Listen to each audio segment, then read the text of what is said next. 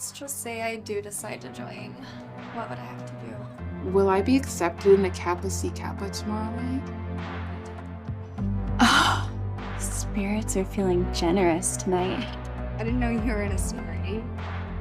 No offense, but if you girls paid attention for just 1 minute, you might have found out sooner. I've always been kind of intimidated by you. It's just that you're so cool and you're always so well dressed. I think I'm a lesbian. I, started to like you, and I didn't know how you would react.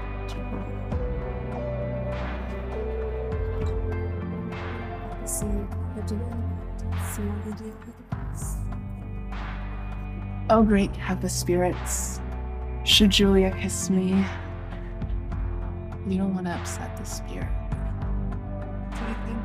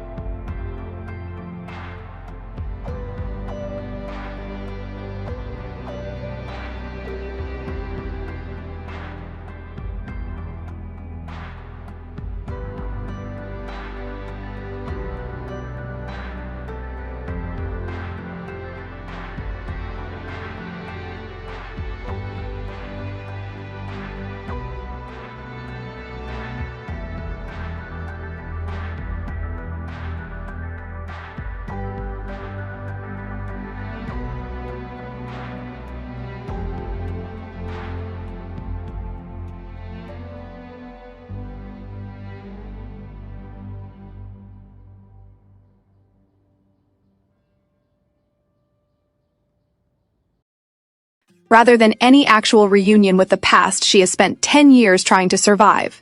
The opening chapter of Sorority Love, titled The Reunion, begins by establishing an atmosphere centered on transition, possibility, and rediscovery.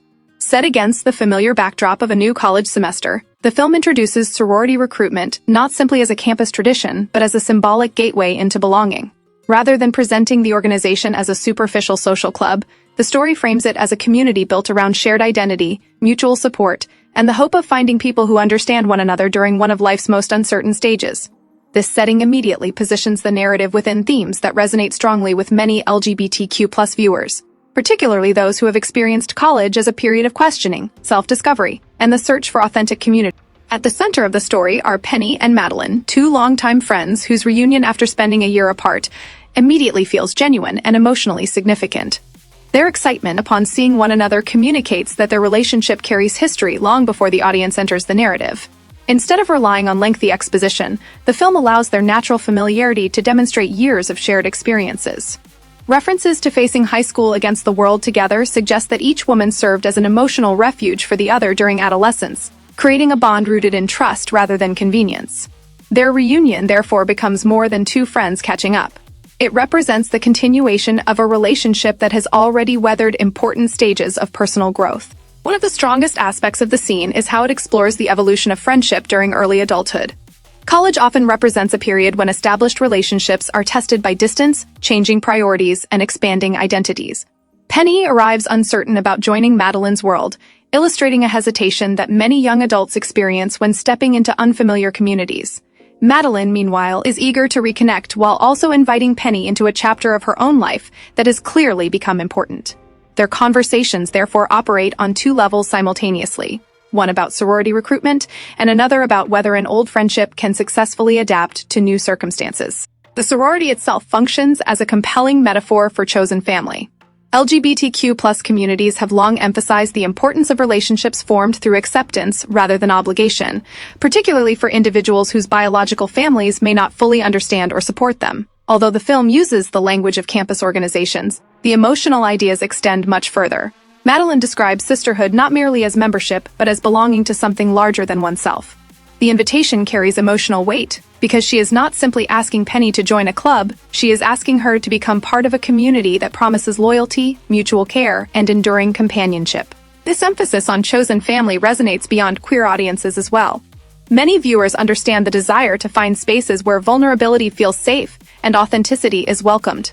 College frequently becomes the first environment where young adults can intentionally build communities aligned with their values rather than those determined by geography or circumstance. By presenting recruitment as an opportunity for emotional connection instead of social status alone, the film highlights a universal longing for acceptance, while simultaneously reflecting experiences particularly familiar within LGBTQ+ communities. Madeline's explanation of the initiation process also carries symbolic significance when viewed through an emotional rather than literal lens. The ritual emphasizes ideas of trust, commitment, and transformation. Symbols of cleansing, pledges, and shared traditions are common across many organizations because they communicate that joining a community involves more than paperwork. It represents an intentional decision to embrace new responsibilities and relationships. Within the film, these symbolic elements reinforce the idea that meaningful communities are built through shared experiences and mutual vulnerability. The recurring language of trust becomes especially important throughout the conversation. Madeline repeatedly reassures Penny that she will not face these experiences alone. Every explanation is accompanied by encouragement rather than pressure, emphasizing companionship over obligation. This dynamic illustrates an essential aspect of healthy friendship, guiding someone through unfamiliar territory while respecting their uncertainty. Even when Penny expresses hesitation, Madeline responds with patience, suggesting that belonging should never require abandoning one's ability to question or reflect. From a queer perspective, the emotional progression between the two women reflects experiences that many lesbian and bisexual women describe when long-standing friendships gradually reveal deeper emotional dimensions. Such realizations are often subtle rather than dramatic. Instead of sudden declarations, feelings emerge through accumulated trust, comfort, and emotional intimacy developed over years. The film's earliest conversations capture this ambiguity by allowing the audience to recognize the closeness between the women before either character explicitly defines what their relationship means. This uncertainty mirrors broader realities surrounding LGBTQ+ identity. Many queer people spend considerable time interpreting emotions that initially resemble admiration, protectiveness, or unusually close friendship before recognizing them as something more personally significant. Cultural expectations often encourage women to express affection toward one another, while simultaneously discouraging acknowledgement of romantic possibility. Consequently, many queer women become skilled at navigating emotional ambiguity, questioning where friendship ends and deeper affection begins. The film subtly reflects this process by grounding the relationship in shared history rather than immediate certainty. Another strength of the scene lies in its portrayal of communication. Rather than relying exclusively on dramatic conflict, the narrative allows ordinary conversations to carry emotional importance. Discussions about recruitment requirements, living arrangements, and campus life reveal each woman's priorities and personality. Penny's thoughtful questions demonstrate caution and practicality, while Madeline's enthusiasm reflects optimism and confidence. Together, these contrasting perspectives create believable interpersonal chemistry, rooted in familiarity rather than exaggerated opposites. The college environment further enhances these themes by representing a transitional space where identities remain flexible. Universities frequently function as environments where individuals experiment with beliefs, friendships, ambitions, and self-expression away from previous expectations. For LGBTQ+ students especially, college can provide opportunities to encounter communities that normalize experiences previously felt to be isolating. Although the film focuses on a specific friendship, its broader setting evokes the excitement and uncertainty accompanying personal reinvention during early adulthood. The dialogue also highlights the importance of emotional safety.